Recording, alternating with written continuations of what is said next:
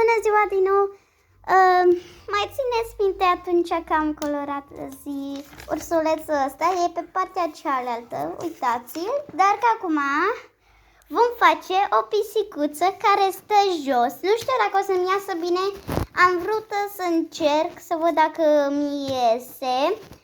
Și nu uitați să dați like și să vă abonați pe canalul meu. Acum hai să începem. Deci trebuie să luați markerul. Să știți că asta am făcut-o eu și am lipit-o. Și am pus și un scâlpici aici. Imediat. Deci, ca ursulețul, trebuie să facem o semilună, dar că este jos. Pe partea joasă. Doamne, pe partea joasă. Așa, în jos. Uite așa. Jos, rău. Și acum hai să-i facem urechiuțele.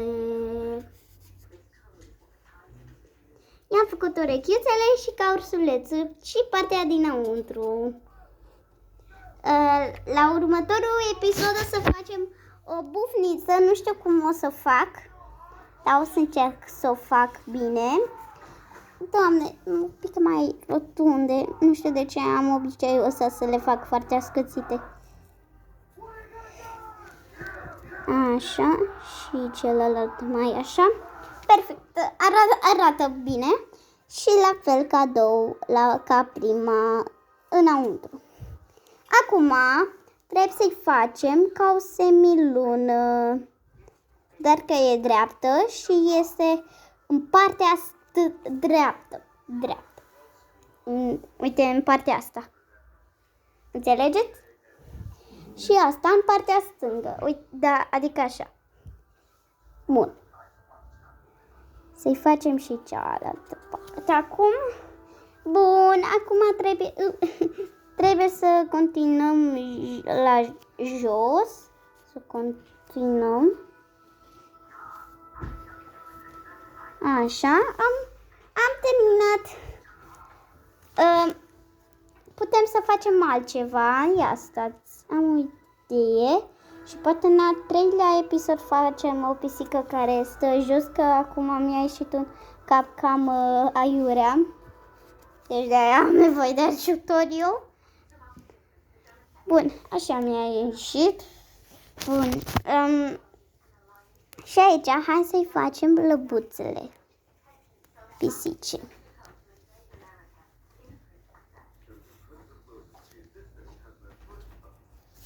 Bun.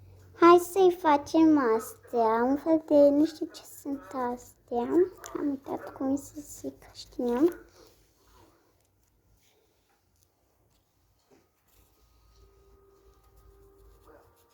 Nu prea să vedem nimic.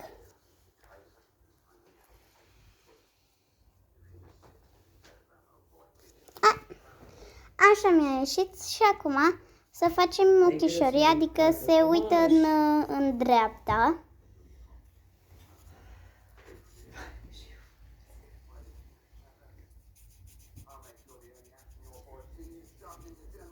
Ca și când se uită în dreapta.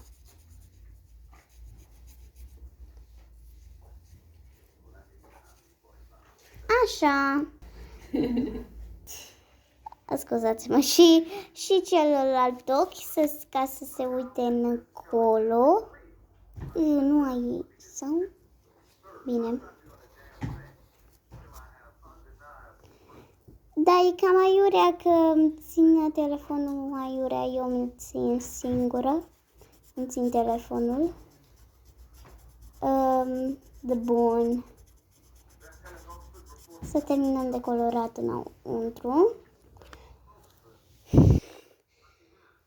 Bun, am terminat de colorat înăuntru. Acum să facem gurița și să facem năsucul ca o inimioară.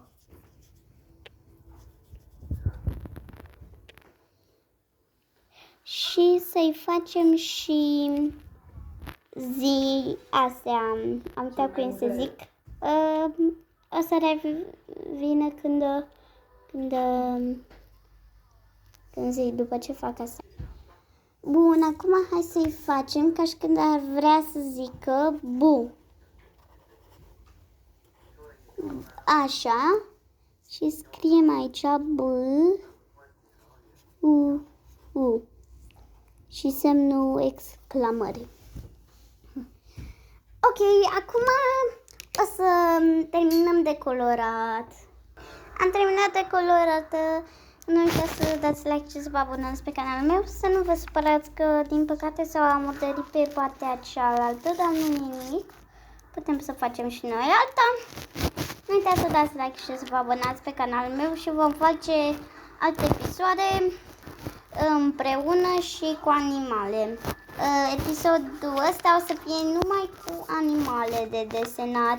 Deci, pa, nu uitați să dați like și să vă abonați pe canalul meu și să apăsați acolo pe clopoțel și să dați clopoțelul sănător. Pa!